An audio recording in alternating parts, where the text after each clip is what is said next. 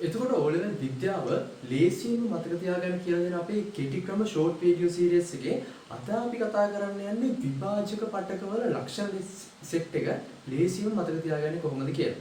එතකොට අපි දන්නවා ශාක පටක් ගත්තාම ප්‍රධාන වශයෙන් කොටස් දෙකකට බෙදෙනවා විභාජක පටකයි ස්ථිර පටකයි කියලා.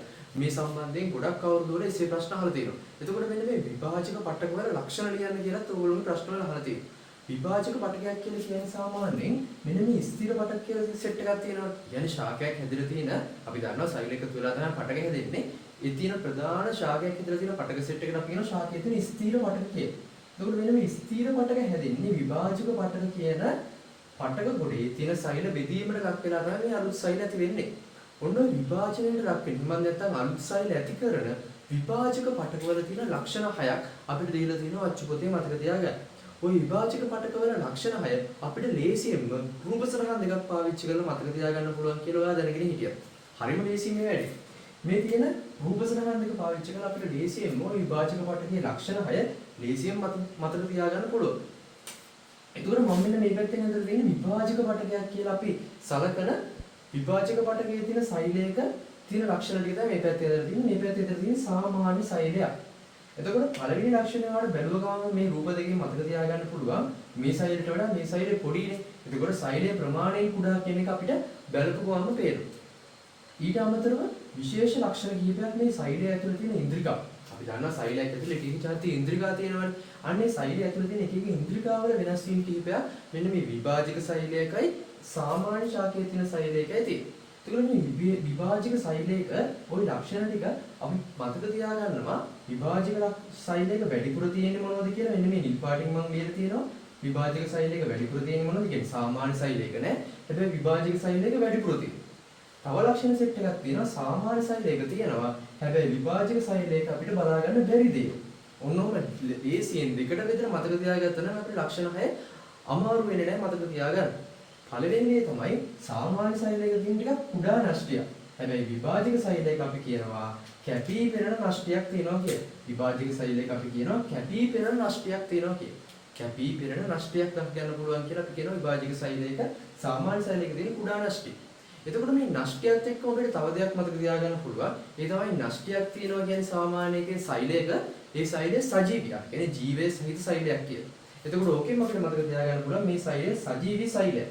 හරි ඒකෙන් අපිට මතක තියාගන්න පුළුවන් මෙන්න මේ දෙකම එකට එකතු කරලා එක පොයින්ට් එකක් විදිහට තමයි ඔයගොල්ලෝගේ අච්චුපතේ දීලා තියෙන්නේ සෛලයේ ප්‍රමාණයෙන් කුඩා සජීවී සෛලයක්. උන් අපිට ලක්ෂණ දෙකක් මතක තියාගන්න. තුන්වෙනි ලක්ෂණයේ විදිහට විභාජක සෛලයක වැඩිපුර තියෙන තාදයක් තමයි මයිටොකොන්ඩ්‍රියා. මයිටොකොන්ඩ්‍රියා අපි දන්නවා සෛලයේ ශක්තිය නිපදවන්නේ මයිටොකොන්ඩ්‍රියා වලින් මේ විභාජක සෛලයක් බෙදෙන නිසා යාට ශක්තිය ගොඩක් ඕන.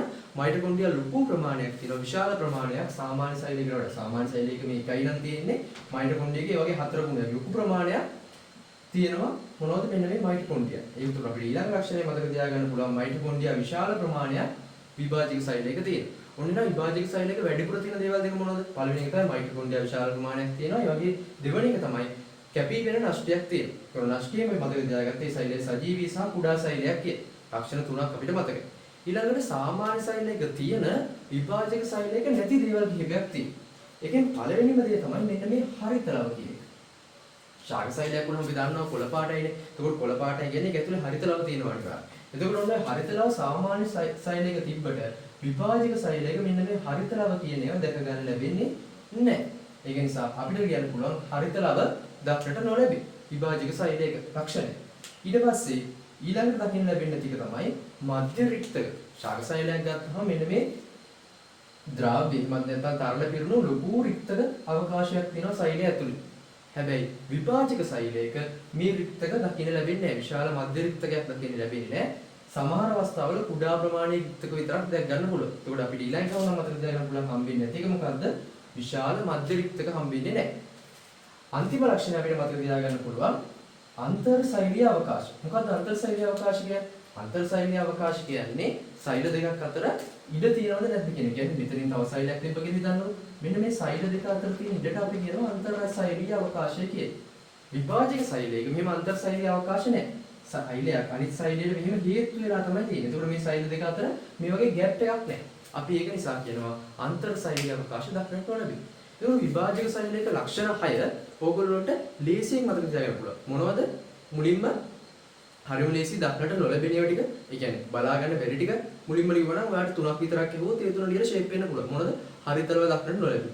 විශාල මධ්‍යරික්තක දක්නට නොලැබෙන. අන්තර් ශෛලීය අවකාශ දක්නට නොලැබෙන. 3ක්ම ලියලි වෙයි. ඊට පස්සේ වැඩිපුර තියෙන දේවල් තුන. මොනවද? කැපී පෙනෙන අෂ්ටියක් ඇත. ඊළඟ එක මයිටොකොන්ඩ්‍රියා විශාල ප්‍රමාණයක් ඇත. අවසාන වශයෙන් අර නෂ්ටි කියන එක අපිට මතක තියාගන්න පුළුවන්. මේ සෛල සජීවී, ඒ වගේම ප්‍රමාණයෙන් කුඩා සෛල. මොන ලක්ෂණ හය ලේසියෙන් රූප සටහනක් විතරක් පාවිච්චි කරලා කටපාඩම් කරගන්නේ නැතුව මතක තියාගන්න පුළුවන්. කොහොමද? තියෙන තුන මොනවද? නැති තුන මොනවද කියලා. ඉතින් මේ වගේ තවත් ඕලෙවල් විද්‍යාව ලේසියෙන් මතක තියාගන්න කෙටිකම දැනගන්න අපේ channel එකත් එක්ක එකතු වෙලා ඉන්න. ඒ වගේම මේ වීඩියෝ එක ඕලෙවල් විද්‍යාව කරන ඔයගේ ක්ලාස් එකේ තව යාළුවෙක්ට share කරන්න අමතක කරන්න එපා.